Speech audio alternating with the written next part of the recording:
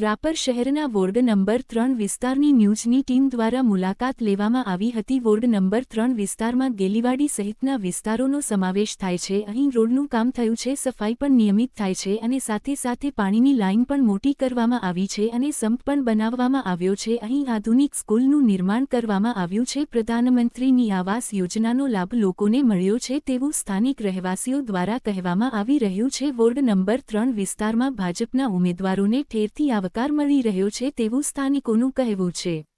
લોકોએ રાપરના ધારાસભ્ય વિરેન્દ્રસિંહજી જાડેજાના આગમન પછી વિકાસને વેગ મળ્યો છે તે વાત રજૂ કરી હતી। કાનજીભાઈ અમીરભાઈ વોર્ડ નંબર 3 માં તમારા તો પાણીની લાઈન મોટી નાખવામાં આવી છે અને રસ્તાના કામ પણ ઘણા બધા કરવામાં આવ્યા છે। કાનજીભાઈ ભારતીય જનતા પાર્ટીને જ્યારથી તો એમએલએની કામગીરી જોઈ નથી, એવી કામગીરી એમની છે। અને તમે રામજીભાઈ બાબુભાઈ પરમાર, વોર્ડ નંબર 3, ભારતીય જનતા પાટીદાર ઉમેદવાર।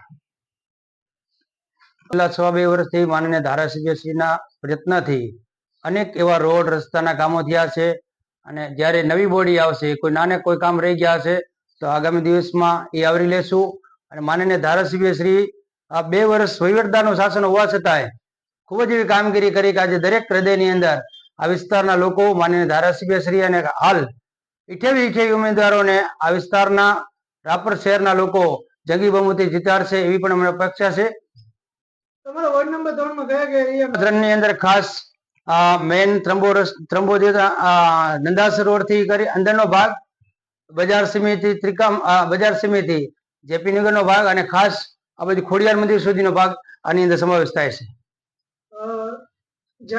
છેલ્લા 2-2.5 વર્ષથી માનનીય ધારાસભ્યશ્રીની કામગીરી વાગડ વિસ્તારના લોકોની અંદર ખૂબ જ ઉત્સાહ છે કે આવા ધારાસભ્ય મળવા એક ભાગ્યશાળી છીએ। આ વિસ્તારના ભાગ્યશાળી લોકોના એક પ્રયત્નથી જ્યારે ધારાસભ્ય મળ્યા છે તો સુપર કામગીરી છે।